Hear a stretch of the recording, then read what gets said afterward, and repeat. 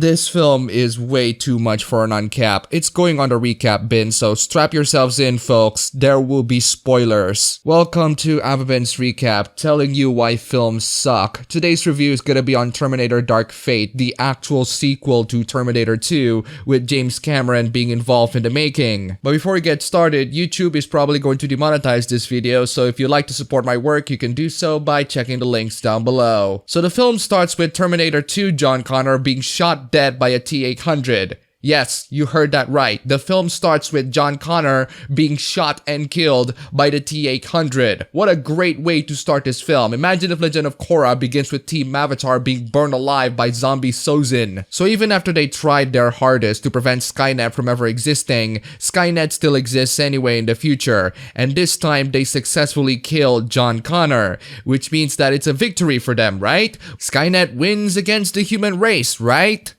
Wrong. There are no endings for this unfortunate franchise. It must go on and on and on. Turns out that Skynet is still not victorious, as there's a brand new future resistance leader by the name of Danny, who will lead the resistance group in the future. So wait a second, you're telling me that there is no way for you to change the future, and that no matter how many times you change it, nature is going to find ways to restore it? That's actually a really cool idea that deconstructs the overall plot of the series. If only they put more thought into it. So Skynet has a rebrand in the future named Legion. I knew those guys at Lenovo are up to something. And yes, you heard that right. The new Skynet is called Legion. Maybe because Genesis was too stupid of a name, so they named it after a Mass Effect character or a laptop brand name. Maybe the next Terminator film will have a cooler Skynet rename, such as Omen or Alienware or Republic of Gamers. So it is true, after all, gamers called Skynet to happen. Skynet or Legion or whatever sent one of their robots to kill Danny in the past, but the Resistance also sent one of their own,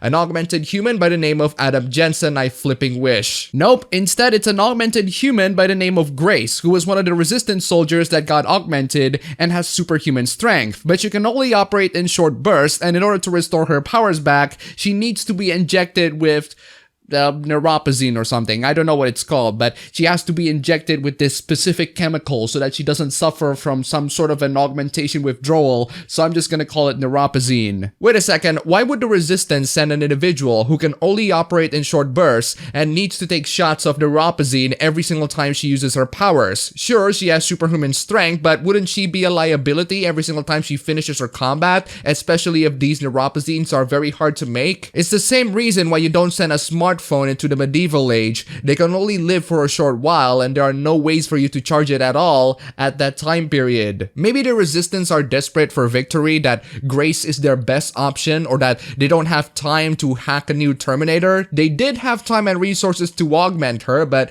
you know what, I'm just gonna move on. Anyway, when Danny's working in a factory with her brother, the hitman Terminator, who I'm going to refer to as Rev 9, managed to find her there, but not until Grace found her there as well. A fight ensues and Sarah Connor appears to save them. How did she know that they are in that specific area? It's something about her being sent text messages telling her that something is being sent from the future. These text messages are later revealed to be sent by the T-800, the same T-800 that killed John Connor early on. Yes, it's a load of BS, but we'll get to the T-800 later. After stealing Sarah's truck, Grace later suffers from neuropathy withdrawal and has to steal some medicine from a nearby clinic. Maybe don't send someone who can only fight temporarily. Even the film recognized that this is a huge flaw in the system, but then again, it's a flaw that got easily solved anyway, so what's the point of even having this plot point? Sarah somehow managed to catch up with the rest of the gang by stealing another car, I presume, and she managed to save Grace by making the neuropazine. The film didn't even bother to explain in how she managed to make it. She just cobbled up whatever that Grace grabbed from the store and injected it on her, because that certainly won't kill her, right? Now this is a perfect opportunity for the film to have a little bit of downtime and explaining the basic questions, but nope, the film decided not to do that. Instead, the film decided to spend its time establishing the attitudes of the characters and that they hate each other. Now, I harp on characters spouting expositions a lot in my videos, but I harp on them when that's their only purpose. Expositions are necessary to establish crucial plot information for the audience. It's the way they convey them that I have issues with. But this film doesn't even bother to explain the basic questions like, Who are you? Where did you come from? When did you come from? What happened in the future? Why is Danny the one being targeted? Yeah, screw those basic questions. These characters don't really like each other, and that's all you need to know. And speaking of explaining, I want you to explain what's the point of John's death. I don't get what John's death accomplishes in the grand scheme of things. Is it to make way for a new generation of resistance leaders? Is it to prove the point that the future will always be the same and that there are no ways for you to stop it? All of these things would have been great ideas to explore,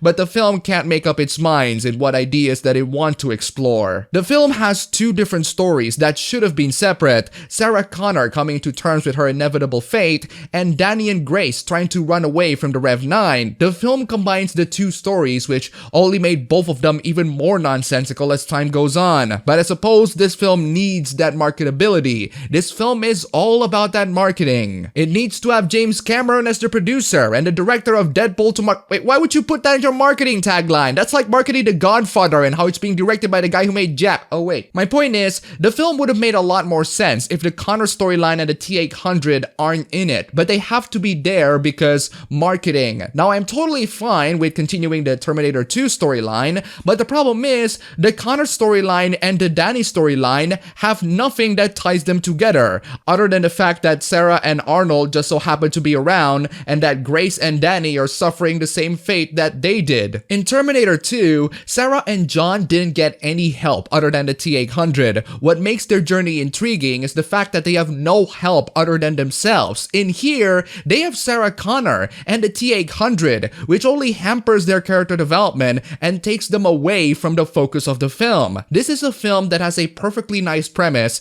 that got bogged down by demands of marketability. If they just cut off Connor's storyline entirely and just continue on Danny's storyline, there probably would be a lot more room to grow. But again, they have to have Sarah Connor and the T-800 to come back because the audiences wouldn't be that interested otherwise. They wouldn't be interested in some random nobodies. They're here for Arnold and Sarah Connor and James Cameron returning. This is why you don't trust those marketing taglines, people. Anyway, where was I on the plot? So after not getting any explanation in the basic questions, the characters figure out that they have to go to Texas to find out who has been sending these anonymous messages, but since they're in Mexico, they have to figure out ways to cross the border. Because this is current year, guys, we need to have this plot point here. We're not making this film to entertain you guys. We're making this film because it gives a lot of profits in our quarterly revenue. And the only way to do that is if we tick all the current year check boxes. There's a point in the film in which Sarah just assumes that Danny is gonna be the mother of the future resistance leader. That scene was really annoying because as soon as Sarah makes that assumption,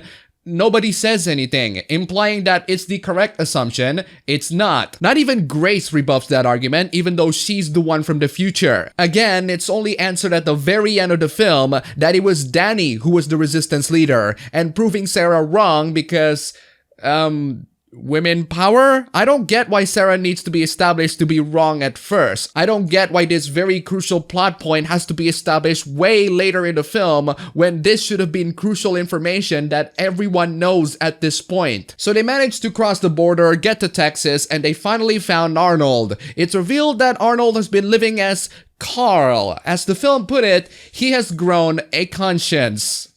Yes, you heard that right. This T-800 infiltration unit has grown a conscience and decided to have a family.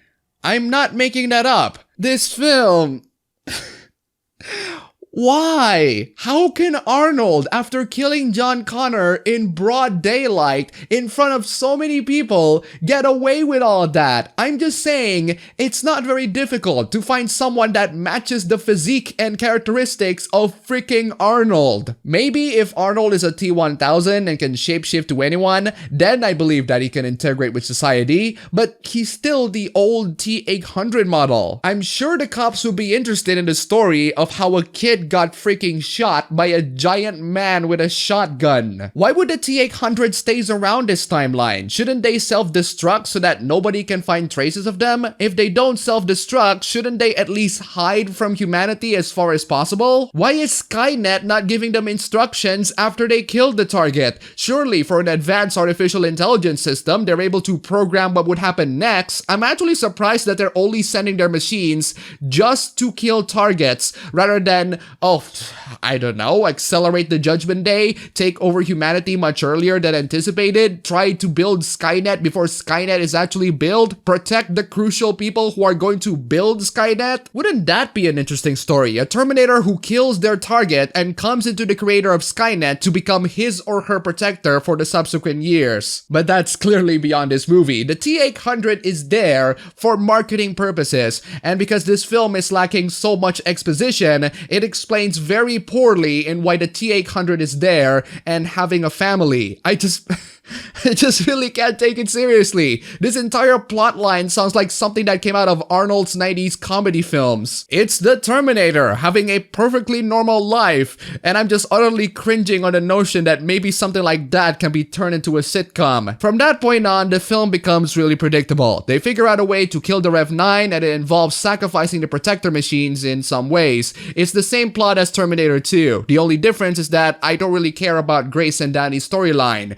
Why? Because it's being bogged down and made overly complicating thanks to the Connor storyline. The film doesn't expose a lot of information, but the information that they do expose are the ones involving Sarah, not the ones involving Danny. I don't care about Danny's storyline because the film doesn't care about Danny's storyline. The film doesn't bother explaining a lot of the crucial information about Danny's storyline that would make me care. Actually, let me correct that. They did explain the crucial information, except they explained it way too flipping late. And from that point on, the film ends with Grace and the T-800 sacrificing themselves for the good of mankind. Danny becomes more hardened thanks to this experience and is prepared for the future to become the new resistance leader. Okay, so no other final messages, no discussions about how the future is inevitable and that no matter what they do, they're always going to be the same anyway. No discussions in what the legions are and what caused their future to be ruined. The Terminator series is a very fascinating series because its mere existence as a series is a paradox. The story of the films are very well contained within the first two. Both Judgment Day and Skynet are prevented. They managed to stop the T-1000. But when you add other films into the mix, it makes the series to go on and on into a never-ending loop that will probably never stop. Not because of the rules of nature, but because the corporations owning this film don't want it to stop. So it keeps chugging on film after film after film, even if it makes no sense for the story to continue on. The law of the first two films is that you're able to change your fate and stop the future from ever happening. When you add the rest of the films in, the law changed into you can change your fate, but you can never stop the future. The film makes it as if there are no other universes that guarantees the destruction of Skynet for good, because the film wouldn't have an antagonist otherwise. The films make it as if Skynet is an inevitable thing that will go on different labels, but still ruin the future regardless. As I suggested a couple of times in this video, and in my last recap video, there are many ways for you to make the Terminator franchise interesting again, one of which is by going away from the same old Terminator formula. This film made me to appreciate Salvation even more, for at least trying something different. It's a generic sci-fi, but I'll take generic sci-fi over telling the same story over and over again, with no variation whatsoever. I'll take Salvation over Dark Fate, a film that has no original thought on its head and serves as nothing but a cash grab, enticing viewers with the promise that it'll be good this time because these names are involved in it. To put it simply, don't watch Dark Fate, it's not very good. I'd even go so far as to recommend Frozen 2 instead.